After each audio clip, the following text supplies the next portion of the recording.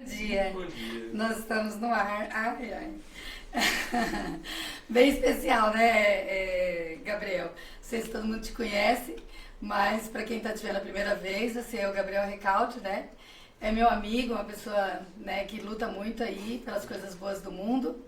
E a gente está começando esse nosso programa com você, assim, tipo, uma experiência, porque a gente acha que você nos ajuda a entender umas coisas que são bem importantes.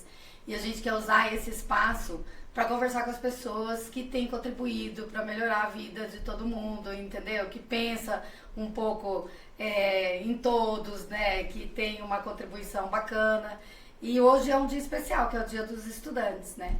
Então dá um bom dia aí para todo mundo que está nos assistindo, né? Esse aqui é o podcast da Luísa Ribeiro. Na verdade a gente está chamando o podcast Uma por Todas, né? A gente usa essa expressão para falar, não que eu represento a todas ou todos de maneira nenhuma, mas que a gente precisa estar unido em torno das várias lutas, né? Das várias ideias, das várias questões que a gente quer sempre estar defendendo. E aí, esse é o primeiro programa que nós estamos fazendo. Estamos aqui com a ajuda da Marinette, com a ajuda da Isabela e com o Israel, que montaram tudo isso aqui para a gente conseguir fazer esse momento. E a gente está transmitindo pelos canais das minhas redes sociais, pelo Facebook, pelo Instagram e tal. Mas vai ficar gravado lá para as pessoas participarem da outra vez. E aí, te convidei, né, para você vir bem cedinho. Não sei se você costuma acordar cedo. Tem que acordar, vida do universitário. Você estuda cedo de manhã? É psicologia integral, então integral. Não é todo dia, tô mais no final do curso, então assim, vai ter dias que você só estágio, mas via de regra, tem que estar acordando um pouquinho cedo. Tem que estar acordado cedo, né? Então é costume seu já.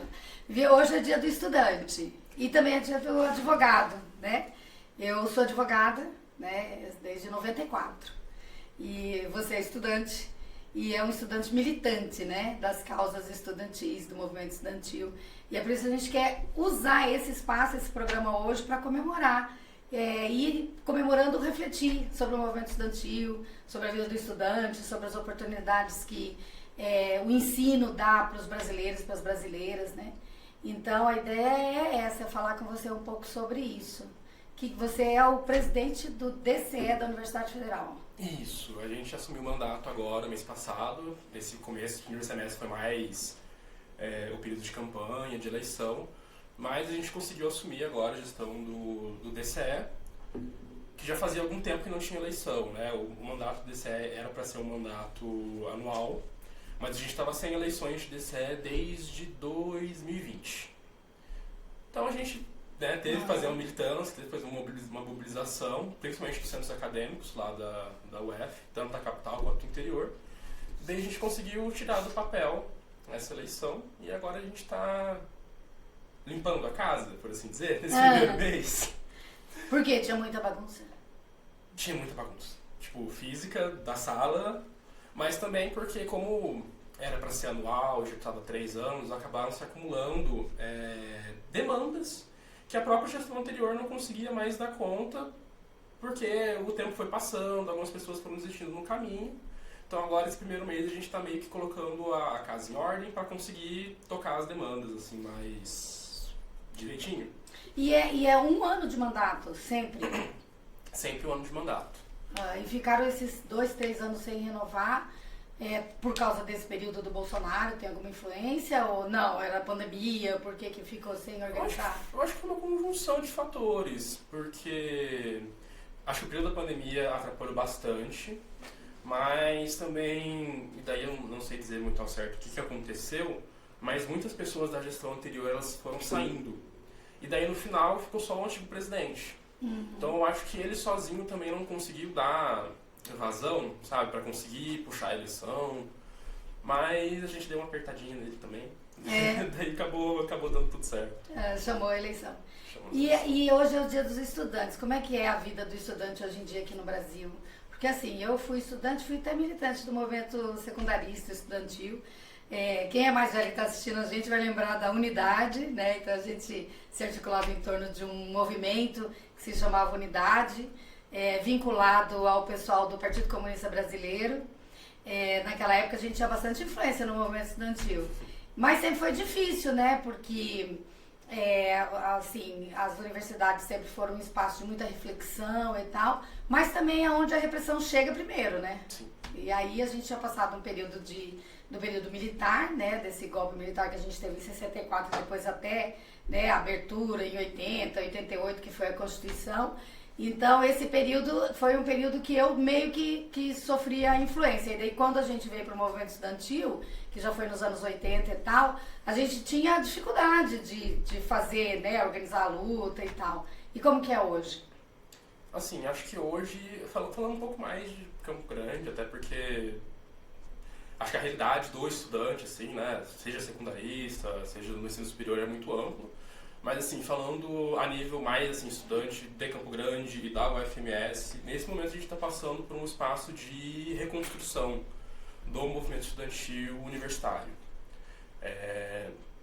Daí sim a gente consegue cravar com uma certeza muito grande que o antigo governo federal, o governo do Bolsonaro, ele foi uma ferramenta de desmobilização do movimento estudantil.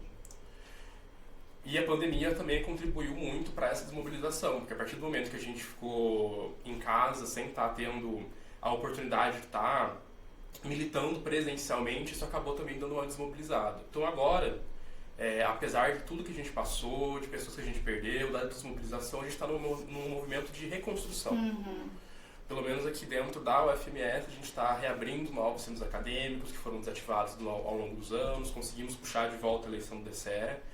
E agora também teve o CONUNE, que foi agora esse ano. O CONUNE, ele é o Congresso da União Nacional dos Estudantes. Ah, tá. Congresso da Uni. Isso, é um congresso nacional que vai acontecer a cada 2 anos. E daí vão ser eleitos delegados e delegadas de todo o Brasil, de todas as universidades, para estar representando a sua categoria enquanto estudante, da sua base, lá no Congresso. Esse ano o Congresso foi lá em Brasília. Então a gente se reuniu durante uma semana lá para estar debatendo as questões pertinentes do movimento estudantil. E daí lá a gente debateu dos mais diversos temas. A gente debateu desde questões de cultura, desde carceramento da população negra, questão de drogas, cotas. Basicamente o Congresso da Uni ele é um espaço onde de lá vai sair a nova diretoria da Uni e de lá vai sair também certas diretrizes, certos rumos do movimento estudantil. Agora precisa, né, Gabriel, porque eu estou lá na Câmara como vereadora e, assim, a gente enxerga na presença da cena política da cidade pouca organização, assim, dos estudantes, de verdade, né? Por exemplo, coisas que tocam muito a vida do estudante, que é o transporte coletivo. É um desastre aqui em Campo Grande, né? É um horror de caro, não funciona, não leva ninguém para lugar nenhum, obriga todo mundo a tomar o Uber, né? Ou então se virar, ficar um tempão dentro de um ônibus desconfortável e tal. E a gente não sente a pressão organizada dos estudantes, né? Nem dos estudantes da universidade e muito menos dos estudantes secundaristas, que em geral são das escolas públicas, aí são garotos e garotas mais pobres, né? Que têm mais dificuldade para se organizar, enfim. E precisa, né? Porque senão, como é que a gente faz para avançar, né? Eu lembro que o grandes avanços que nós tivemos foi graças aos estudantes, né? Que a gente comemora hoje o Dia do Estudante, mas assim, a democracia foi muito importante, a participação dos estudantes na construção, né? A Uni foi um instrumento importantíssimo na política brasileira, ainda né? É um instrumento importante E aí eu acho assim que a gente precisa fortalecer os movimentos estudantis. Esses movimentos têm que ser politizados mesmo, que é uma bobagem esse negócio de partido político tá lá no meio do movimento, e daí? É isso mesmo, o partido político é um instrumento constitucional, legítimo, de organizar as pessoas em razão das suas convicções, das suas lutas. Então a gente tem mais aqui ter aberto os movimentos, tanto sindical como seja dos trabalhadores, dos estudantes, e a articulação com os partidos políticos, que é uma outra ferramenta de ocupação de espaços, né? Então, assim, hoje é o Dia do Estudante, tem que ser um dia para mobilizar, né? Para a gente encontrar os estudantes nas ruas, reclamando, por exemplo, sobre essa questão do transporte coletivo, mas tem muitas outras, por exemplo, a qualidade do ensino. Eu recebi lá o pessoal, fazendo justiça aqui, eu recebi o pessoal, inclusive você, para a gente discutir o problema do ensino médio, né? E uma pauta que vem de vocês também, que é a revogação desse chamado novo ensino médio, né? Que é uma coisa que surgiu aí nos últimos anos e que já se mostrou inadequado, né, para qualificar, para permitir o avanço da pessoa em seus estudos. Na verdade, é uma precarização da formação, né? E aí você lidera, né, o movimento estudantil aqui, né? É um privilégio ser do DCE da Universidade Federal, já é um privilégio ser da Universidade Federal, né? E você tem muito isso por causa da sua base política, né? O que você é? Você é comunista? Comunista. Acho que o símbolo comunista graças a Deus ou só comunista? Comunista graças a Deus. Ah, que bonitinho. Ai. Mas eu acho que é um pouco isso que você falou mesmo, Luiz. É que acho que tem essa percepção meio esquisita de não, porque não pode misturar a política com a juventude, com o estudante. É como se a juventude, como se o estudante não fosse politizado e não estivesse dentro também das aulas de juventude dos partidos, né? Acho que falando um pouco também da questão, né, do transporte público, da mobilidade urbana como um todo, né? Porque não é só o transporte público que acaba sendo um problema em Campo Grande, a gente tem questão também de ciclovias, questões de... A mobilidade urbana como um todo, né? Para também não delongar muito. Mas acho que, por exemplo, que nem você falou, eu também comecei enquanto militante do ensino secundarista. O meu ensino médio eu fiz no IFMS. E lá eu fui o presidente do Grêmio da gestão 17 e 18, isso. O Instituto Federal. Instituto Federal. Daí lá a questão da mobilidade acabou sendo uma questão muito importante pra gente também. E assim, a gente percebeu diversas resistências, até porque eu acho que isso acaba sendo um pouco sintomático. Os grêmios estudantis, eles acabam tendo uma dificuldade de conversar entre si, para que a gente possa até mesmo dar vazão para essas demandas coletivas, né, que vão necessitar de unidade. Então, por exemplo, a questão que a gente conseguiu avançar na questão do transporte no grêmio, do IFMS, foi que a gente conseguiu uma linha específica para levar os estudantes do campus para o terminal. Ah, que bom! Porque naquela época, como o IFMS vai ter uma carga horária maior, os estudantes, principalmente do período vespertino, eles já saíam de noite, então eles corriam algum certo risco de estar sendo assaltados. É lá perto da Casa da Mulher Brasileira? Isso, agora está lá na Casa da Mulher Brasileira. Jardim lá por ali, né? Isso. Então lá a gente conseguiu se mobilizar junto também com os professores, com técnicos, com pais. Porque a gente nunca pode perder também essa lista de que a luta, tudo bem, é uma luta dos estudantes, mas é uma luta unificada. E é uma luta revolucionária? É uma luta com perspectiva revolucionária. Eu acho que qualquer tipo de mobilização... Por que a gente fala perspectiva revolucionária? Porque a gente está muito reprimido, né? Porque toda vez quando a gente fala assim, eu quero transformar as coisas, eu quero fazer tudo diferente, aí a pessoa já fala, meu Deus, que incômodo, né? Lá vem aquela pessoa incomodar todo mundo, querendo fazer diferente. Aí a gente vai se contendo, né? Aí fala, na perspectiva revolucionária, ainda assim, tem um hiato, né? A perspectiva, né? Mas a verdade mesmo, a gente quer fazer transformações, né? Sim. E rápidas. Não vamos esperar a vida toda. Não, a gente precisa pensar... É necessário pensar, né? A curto, a médio e a longo prazo. A gente não pode ficar pensando, porque quando vier a Revolução Brasileira? E daí agora a gente está sofrendo, a gente está... assim, bem na merda, pode falar. Claro, pode. Então a gente tem que pensar também em transformações imediatas que elas vão representar um alívio pra gente, né? A lei das cotas é uma transformação? A lei das cotas é uma transformação, eu acho que agora vai passar pro Senado, né? Foi aprovado na Câmara essa semana, né? A Dandara, que é deputada federal do PT de Minas Gerais, é que fez a relatoria. Né? Então, eu acho que foi muito importante. Há algum tempo atrás, quando a lei foi instituída, acho que 2010, 2012, não estou lembrada. Cada 10 anos. Nossa, a gente sofreu demais. Não sei se vocês sofreram isso no movimento, você ainda não estava lá, né? Não, mas não, assim, não. Cara, a sociedade achou um absurdo, né, ter lei das cotas. Hoje a gente nem sentiu, né? Passou rapidinho no Jornal Nacional, olha, foi aprovada a renovação da lei que, né, garante as cotas nas universidades e tal, até melhorou um pouco para os estudantes. Eu acho que é uma questão de avanços e retrocessos, né? Porque, por exemplo, teve a adição da população quilombola agora no Lei das Cotas, que representa um avanço muito grande, muito importante. Mas, por outro lado, a gente teve a redução daquela questão do salário mínimo, que antes era um salário mínimo e meio, e agora a gente está em um salário mínimo apenas. Então, assim, a gente vai ter certos avanços, certos retrocessos. E daí, por exemplo, outras questões que acabaram ficando de fora dessa revisão da lei das cotas foi, por exemplo, as cotas para a população trans. Mas é inegável que a questão da lei de cotas, ela é uma conquista muito grande para Só ter renovado, né, Gabriel? Sim. Porque ela já estava vencida, né? Acho que valia 10 anos, não sei se foi ano passado que venceu, então é isso mesmo, era 2012 e venceu em 2022. E a gente, bem na verdade, a gente estava sem a lei das cotas, né, vamos dizer, porque ela não estava podendo ter efeitos, né? E aí foi renovada, então isso aí é bom, né? É ótimo. É um passinho na revolução. É um passinho. É um caminho, né? É um caminho. É. Mas você acha que a juventude está mais atrevida ou está mais contida? Não. Do tempo anterior, assim, do que você enxerga? Eu acho que a gente está ficando mais atrevido. Ai, que bom! Querendo ou não, o período do governo Bolsonaro, ele forçou a luta do movimento estudantil a ficar mais atrevido, a se colocar de maneira mais radical, colocar um peso maior nas lutas.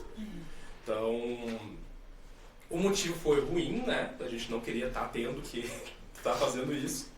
Mas o avanço ele foi importante, o avanço é legítimo e agora é continuar com esse avanço, continuar avançando. Né? Porque o nosso objetivo é sempre estar avançando. Então, agora a gente não pode perder de vista que nós avançamos agora a revelia do governo federal nesses últimos 4 anos e agora nós temos que continuar avançando paulatinamente para que as nossas demandas elas sejam ouvidas e que a luta, né, do estudante, e também, claro, que a luta do estudante vai ser a luta do trabalhador, principalmente porque no Brasil a gente não pode perder de vista que principalmente o estudante universitário, o estudante do ensino médio, ele também acaba trabalhando. Então são lutas unificadas. E as pessoas mais pobres, elas têm acesso à universidade pública? Como que estão esses indicadores? Melhoraram? Eu lembro que no período do Lula anterior e da Dilma melhoraram, né? Melhoraram. Por aqueles projetos todos, né? Mas ainda assim, é um sonho da família brasileira, né? Pobre ter alguém na Universidade Federal, né? Na Universidade Pública, vamos dizer. Ainda acaba sendo um sonho, e eu acho que o objetivo é deixar que isso seja um sonho e que seja realidade para todo mundo, né? Os indicadores eles melhoraram, teve um avanço muito grande durante os governos do PT, e agora a perspectiva é que esses indicadores eles continuem avançando para que a gente possa ter uma universidade para todos, né? E daí, inclusive, por exemplo, um dos objetivos, uma das pautas muito grandes, muito queridas pro MUP, que é o Movimento por Universidade Popular, que é a parte do movimento estudantil universitário da UJC, que é a juventude partidária que eu participo, é o fim do vestibular. Porque a gente entende... O fim do vestibular. O fim do vestibular. Porque a gente entende que a questão do vestibular ele acaba sendo uma forma de você barrar o acesso à universidade, que aquele estudante do ensino médio... E como que vai fazer esse acesso? Porque não tem vaga para todo mundo, tem? Não tem vaga para todo mundo, então isso vai partir também de uma perspectiva de que a gente precisa aumentar. Tem vaga para todo mundo. Ter vaga para todo mundo, conseguir aumentar. E a gente já tem outras experiências mundo afora de uma universidade sem vestibular, né? Eu acho que o exemplo mais próximo da gente seria o exemplo da Argentina. Que lá eles não... Tudo bem que a reforma universitária deles já aconteceu já faz algum tempo, mas hoje eles não têm vestibular. Muito interessante. E muitas vezes acaba até mesmo sobrando vagas. Então, assim, é uma coisa que quando a gente levanta, geralmente em certos espaços, a gente acaba sendo questionado se isso não é uma perspectiva para muito mais longe, se isso não é tanto quanto tópico, quanto do nosso lado. A gente já tem experiências válidas disso acontecendo. Mas, Gabriel, essa coisa da gente ser recusado na hora que a gente fala uma ideia e tal, é um horror, né? Porque, pelo amor de Deus, toda a vida a gente tem que ficar dosando o discurso, porque as pessoas são muito conservadoras, e aqui as pessoas são muito conservadoras, né? Você encontra pouco diálogo que te permita, né, falar exatamente o que você pensa, dizer o que você seja em qualquer área, assim, da vida, né? Fala da sexualidade, você não pode falar que você é gay. Aí, né, tem gente que se incomoda de você cumprimentar com todes, né? Não é porque a palavra é diferentona e ninguém gosta muito, né? Mas é porque incomoda a pessoa ser gay, ser trans, ser lésbica, né? Então, assim, a gente tá meio cheio dessa coisa de tanta repressão, né? Aí você tem as suas ideias. Olha, eu sou socialista, eu sou comunista, eu tenho uma visão sobre o mundo e as religiões e tal. Aí você vai falar, você já encontra um monte de gente com um olhar contrário, com voz contrária, com atitude de te barrar, né? Então isso tudo precisa mudar, né? A sociedade tem que ter mais tolerância, né? Permitir que os outros falem, pensem, se organizem, vão buscar uma vida como quer viver, né? Isso enche um pouco, né, assim, a paciência da gente, né? Às vezes enche um pouco a paciência, mas a gente nunca pode perder a paciência também, né? Porque eu acho que essa questão ela só vai mudar enquanto a gente continuar você ali falou também, muito bonitinho, nos... a gente também não pode perder a paciência. Tá super certo, a tolerância, né? Se a gente tá falando isso, pedindo a tolerância das pessoas com o pensamento revolucionário da gente e tal, como é que a gente vai ser intolerante com a intolerância dele? Ixi, que difícil. Mas acho que a perspectiva é que a gente consiga convencer essas pessoas pelo exemplo, pelo diálogo. Eu acho que esse espaço aqui também é um espaço muito bom de uma abertura para o diálogo, né? Porque não vai ser só a nossa base que vai estar escutando, que vai estar assistindo a gente agora, isso vai ficar gravado, isso vai ser acessado por sei lá quem, outras pessoas. Então é importante que a gente esteja sempre nessa perspectiva de que nós precisamos arrastar as pessoas pelo exemplo e pelo conhecimento, né? Então essa questão de estar aberto ao diálogo, de estar aberto ao conhecimento é muito importante. E assim, hoje é o dia do estudante, os estudantes que estão ouvindo a gente, o que você falaria para eles assim? Tipo, olha, eu sou estudante, estou num movimento, um movimento ideológico, o que é isso? Como é que você arrasta as pessoas, vamos dizer, para as suas ideias? Acho que a forma mais fácil de arrastar as pessoas para as ideias é a partir da realidade concreta dos fatos, né? Acho que é muito mais fácil do que você tá lá puxando um calhamaço de livro e mostrando pra pessoa, olha, por causa disso. É muito mais fácil falar assim, olha, você tá vendo que a gente tá sofrendo? Você tá vendo que a gente precisa avançar em certas coisas? Tá vendo que isso aqui é uma reivindicação legítima? Vem com a gente, vamos construir junto. Por exemplo, tá falando da questão da lei para as cotas, da questão da lei de cotas para a população trans. Voltando de novo para o UFMS, até pouco tempo atrás a gente não tinha a questão dos banheiros neutros na UFMS. E daí o que acontecia? População trans, a UFMS muitas vezes tinha que sair da UFMS e ir para casa para usar o banheiro. Agora a gente tem ali, acho que se não me engano, são 3 banheiros no campus de Campo Grande. Que coisa boa. Então agora isso representa um avanço, agora aquelas pessoas elas não precisam mais ir para casa para usar o banheiro para fazer uma necessidade fisiológica básica. Mas a gente ainda precisa avançar, porque quando esses banheiros eles foram instalados dentro da UFMS, a gente recebeu uma repressão muito grande. Aqueles banheiros, eles foram banheiros que foram depredados. A implantação desses banheiros acabou levando para uma represália muito grande. Mas é aquela história. Era um problema que existia, é um problema que precisa ser solucionado. Agora temos 3 banheiros. Solucionou o problema? Não, diminuiu. Então é continuar avançando, continuar mostrando os problemas. Né? Se a mobilidade urbana está ruim, vamos construir formas de melhorar a mobilidade urbana. Se a lei de cotas está ruim, vamos construir Mas a formas gente de não melhorar. tem que conversar com as pessoas sobre essa perspectiva revolucionária que você fala, por exemplo. A gente acha que a gente tem, na verdade, uma formação que percebe que esse mundo organizado como está, e aí a gente tem que falar o nome que isso se dá, que se chama capitalismo. E quando a gente fala que a pessoa é capitalista, ou nós estamos no mundo capitalista, ninguém está xingando as pessoas, né? Ninguém está agredindo ninguém. A gente só está conceituando, né? Que é um modelo que permite a exploração do trabalho da outra pessoa por uma lógica de preço de mercado, né? E aí quem tem mais poder, quem tem mais força econômica, vai ditando as regras desse mercado. E aí fica uma massa de pessoas desprivilegiadas, cada vez com menos possibilidade. E a gente também tem uma acumulação histórica dessa exclusão, porque, por exemplo, as pessoas negras escravizadas aqui no Brasil, elas, quando veio, né, o fim da escravidão, elas não receberam nenhuma indenização, não receberam propriedade, não receberam nada, ao contrário. Né, elas sofreram ainda muito mais preconceito, porque criou-se leis, inclusive a polícia militar iniciou por aí, né? As polícias foram criadas para substituir aqueles grupos que perseguiam os negros fugitivos, né? Para proteger os senhores das fazendas, porque eles falavam que iam ser agredidos, que os negros iam para cima deles e tal. Eles foram ocupando aí os morros, as partes mais difíceis das cidades, enfim, para sobreviver, criando seus quilombos e tal. E aí, assim, essa sociedade é uma sociedade que a gente quer alterar, não é isso? E a gente quer alterar na perspectiva, como você colocou, de uma sociedade mais justa, e a gente acha que isso deve ser na alteração das relações econômicas. Mas a gente não está falando de um escritório de advocacia que nem o meu, de um escritório de contabilidade, sei lá, de uma cafeteria, um bar, não é isso. Nós estamos falando das grandes relações econômicas, né?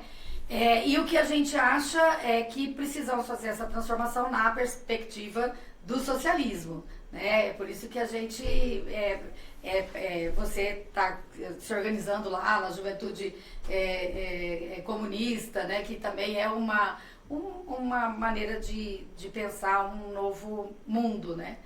Então, eu acho que a gente precisa ir falando com essas pessoas sobre isso, sabe? Claro, você está certo, vamos avançando, fazendo reformas, se dá o banheiro bacana, o transporte coletivo tem, mas nessa luta, nessa conversa, a gente tem que ir falando sobre a realidade. Porque quem não quer mudar nada, fala, gente, isso aí tá dado, o mundo vai rodar sempre assim e não tem mais jeito. Mas a gente sabe que há uma possibilidade de uma vida diferente, né? O Fidel Castro que diz, a Marinette fez cinema lá em Cuba, tá aqui com a gente. O Fidel Castro, né, Marinette, que disse que muitas crianças iam dormir essa noite nas ruas, mas nenhuma delas é cubana.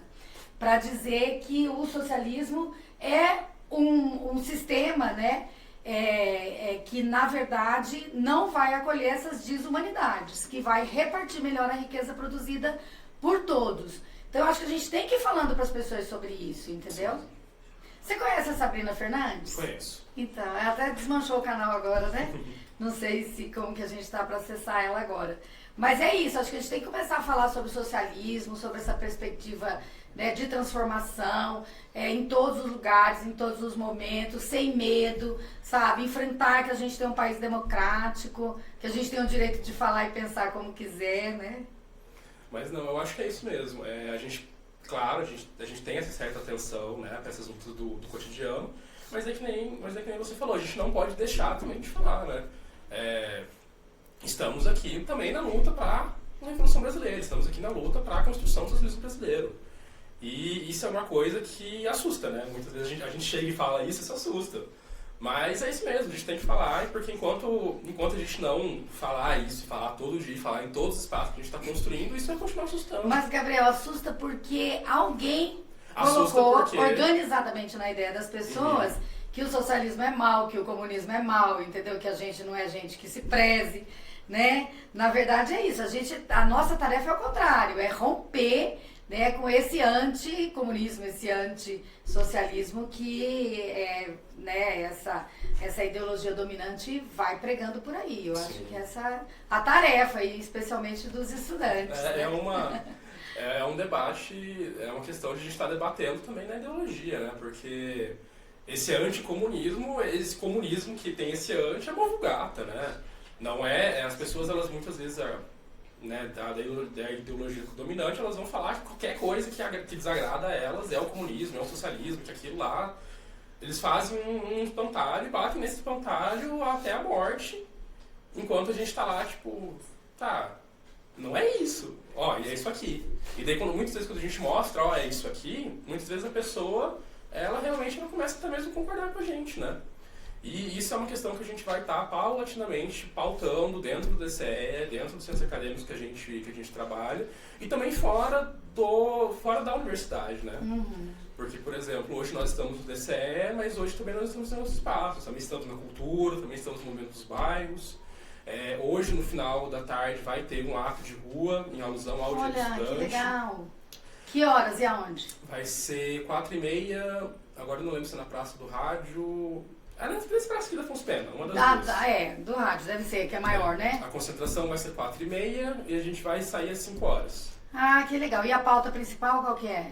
São algumas pautas. A gente vai estar lutando, é um ato nacional puxado pela Uni. A gente vai estar falando sobre a questão da permanência estudantil, da recomposição da verba da educação. E daí essa recomposição da verba da educação vai estar passando também por questões do arcabouço fiscal, porque a gente não pode reconstruir a verba se não tem a verba. E vai estar passando também, inevitavelmente, pela revogação do novo ensino médio. Aí, olha que beleza. Então você já convida todo mundo, né? Às 16h30, para se encontrar ou na Praça do Rádio ou na Praça Ari Coelho, mas deve ser a do Rádio, porque daí vocês vão descer Afonso Pena, né? E aí a gente vai estar lá também, então, com vocês, tá? Dando uma força aí pro movimento estudantil. Bem, a gente vai encerrar por enquanto. Gabriel, muito obrigada, viu? Adorei o papo com você, né? Esses dias que eu te conheci. Conheço um pouco da tua família, né? E aí a gente se encontrou nesse processo eleitoral. Achei muito bacana a forma como vocês interviram lá na eleição. E aí falamos, o Dia dos Estudantes, vamos chamar o Gabriel, porque ele é uma representação legítima, né, dos estudantes organizados. E acho que a gente fez uma conversa boa, eu pelo menos saí aqui cheia de outras ideias, né, pra gente intervir na cidade, né, no mundo, de todas as maneiras. Agradecer quem assistiu e quem ajudou a gente a fazer esse momento e já convidar, sexta-feira de manhã de novo a gente está aqui, mais cedinho ou um pouquinho mais tarde, a gente vai estar transmitindo pelos nossos canais esse bate-papo. Um beijo, querido. Obrigada, tá? Obrigado.